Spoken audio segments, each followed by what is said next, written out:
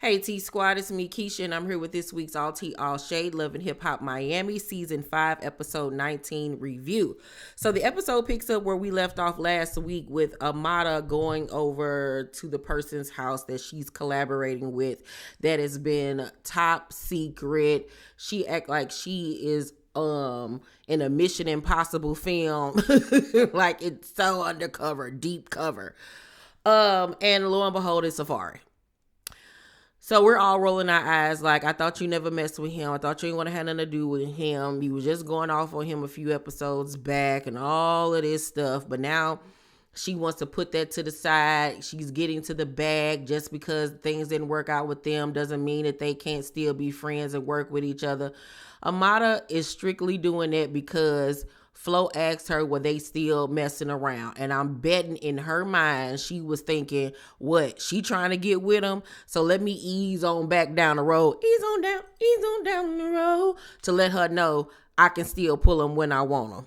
That's what that whole thing about. If nobody had brought Safaree up to her, she would not have been over there at that man's house trying to collaborate with him all of a sudden. Girl, get out of here.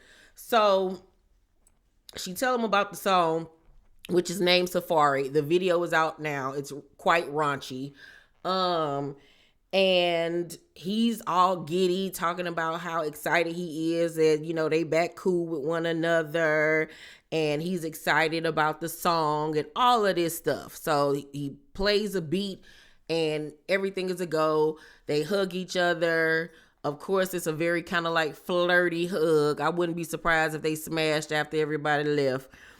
Then we go to Brooke and Marcus, who are in Miami because she's working on new music. They got their whole family there and everything. And she's planning to throw a pajama jam right at the house. And she's inviting everybody. She's telling Marcus, though, that a lot of the girls ain't getting along and all of this stuff. And she brings up Eliza and Amada's little situation. He was like, oh yeah, that's Safaree little piece that he was telling us about. And she was like, what you say? That's Safaree what? And so he was like, yeah, he said, that they was dealing with each other. They was messing around. And she was like, oh my God, because, her and Amara already got a situation going on about their friendship and all of that. And this girl messing with him behind her back. She was like, I already invited both of them. You know what? This ain't got nothing to do with me. I'm keeping my mouth shut. But she fall out on the ground and all types of stuff. Now, the old Brooke on Love and Hip Hop, LA, would have been on some, I'm telling everybody I'm about to set it off. But she was like, I don't even want no parts of this. I just got into town. Leave me alone. Leave me alone, Jesus. Leave me alone. But I just love Brooke. I love everything about her. So Estelita, is in Miami. Her sugar daddy has passed away, but I guess he set her up really well. She has properties, this, that, and the third. And she tells Bobby how when they did the family reunion show that her and Amada had got really close. They was really cool and everything. And then when they got back home and she said that she was coming to Miami, that Amada ghosted her. And if you've noticed the pattern with Amada can't keep no friends because of Amada. She fake. She's fake as I don't know what. So apparently Shay went to Amada telling her that Estelita was talking about her and all types of stuff or whatever. And she wouldn't give Estelita the opportunity to tell her, if it was true or not. She's saying it's not true, that Shay lied on her and all of this kind of stuff. I've never known Shay to be a liar per se. So I don't know what's going on with that. I need more context. But she was like, I have not done anything to her. I really liked Amada and all of this type of stuff. And I was like, girl, Amada is not the friend that you need nor want, child. So then we see Shay go to get her hair done at Flo's salon. Gael is there. That's a funny looking child. Yeah.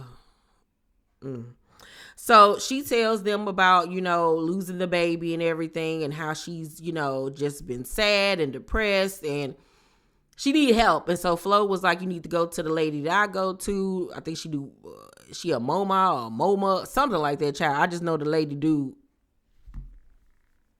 voodoo, hex. I don't know. I don't want to miss whatever. She talked to people in seance or whatever. So she was like, you should go to her. And Gael was like, no, she put hex on people. She ruined my life. And Flo like, girl, bye, or whatever. She was like, you just go over there and get a prayer or whatever. It's just like, church and all of this type of stuff.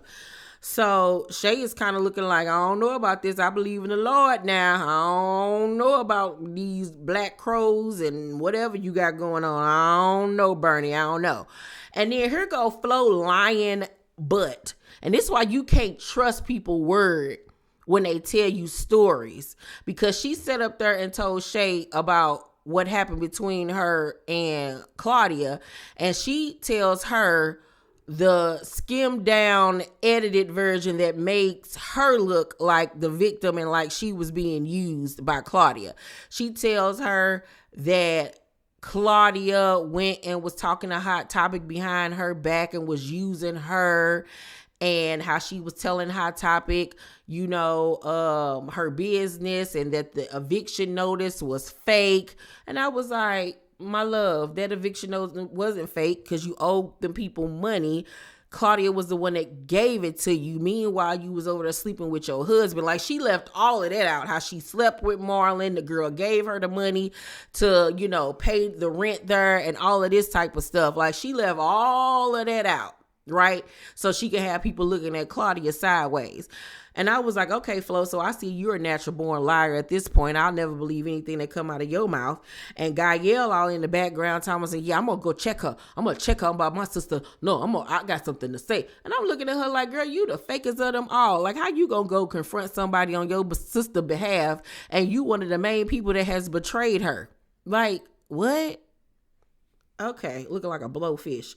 So Big D shows up to Zoe's video shoot, and I'm sorry, but why did Zoe in that red outfit and that beret look like one of the workers at McDowell's from Coming to America? I know she was trying to go for a little clueless look, but it was just something about it that just was not coagulated. She looked like she worked at Wendy's or something back in the 70s, 80s. No, it was a no for me. It was a chopped cheese at that. So Big D comes there trying to, talk to her like he got a little sense in the beginning. And says that, he wasn't trying to judge her and all of this type of stuff. He just, was trying to get the best out of her. And she was like, well, I did take some of your advice, but you just need to learn how to talk to people. Like, I'm not the little girl that you used to work with anymore. I'm just not going to let you talk to me no any kind of way. And he was like, basically, he was still getting smart with her. You know what I'm saying? Getting smart, being disrespectful, not listening. And she was like, that's your problem. You need to learn how to talk to people, sir. You do. Like, who you think you talking to? Like, you're not about to sit here and talk to me crazy and like I'm a little girl and like I can't say nothing back to you. And I'm looking at this man like, who are you? Like, I understand you're a producer, but that don't mean you get to go around and be rude to people.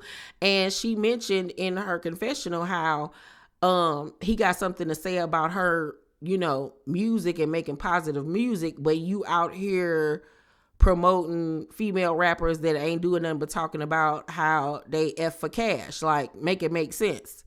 And if they're skinny, that makes it even better. Like, it's a double standard there, So I got where she was coming from. I'm still Team Zoe when it comes to this man because he is rude AF. And I'm looking at him like, do you not realize that you look like a hard piece of turd? Like, ew, like it, sir, stop. So they end up leaving off on bad terms again. And so at this point, I hope Zoe don't even give him no more time. Like, goodbye. Gael pulls up on Claudia while Claudia is in a dance room rehearsing. And I was like, when she become an artist? And Gael was like, you just trying to be like Flo. And I'm looking like, I don't know about her trying to be like Flo, but when did you become a singer? Whatever you trying to do. And she got a hernia or something on her stomach too. Claudia. But she in there performing or whatever, and Gael called herself confronting her about, playing her sister and all of this type of stuff. And we find out that back in the day, Claudia and Gael used to mess around. They actually slept with each other once. And I'm like, does Flo know this? Cause y'all just share pieces. Like, what is going on? That's gross. Y'all are sisters. That's nasty. Y'all just sharing peens and vages. Like, what is happening in that household? Like, whatever prayer y'all doing obviously ain't working. Gross. I need to know, does Flo know that they messed around back in the day? Something is telling me she don't know that, but Claudia was immediate on some, you want me. I know you still want me. You want this, flirting with her. Like, it went from arguing with her to flirting with her, and them like meekly tussling with each other. And it was more like on some Playboy type stuff where it seemed like next thing you know, clothes was going to start coming off. It was so weird. And the more she saying, you want me, the bass left out of Gael's voice, and she get the, I don't want you, but I kind of do want you. Let me dance for you. Then she get the dancing on her, giving her a lap dance, Gael rubbing all on her booty, and then next thing you know, they kissing in the mouth, flicking tongues. And I was like, what in the Zeus is happening right now, Jesus? So now you about to be smashing Gael. I can't keep up with this family. I really, truly can't. Like, everybody nasty. Everybody is just plain old disgusting over there. And they need Jesus and some blessed oil, like, immediately. So Shay goes to the spiritual lady and does the do. It scared me. I wouldn't have been up in there, but God bless you all. So it's the night of the pajama party. Estelita is there. Amada shows up and is looking like, what's she doing here? She avoids her in the beginning. But then they sit down and they talk, and Amada was like, you fake. Shay told me you was talking about me. And she was like, that's a lie. I wasn't talking about you. I'm going to show you that, I got your back. This, that, and the third.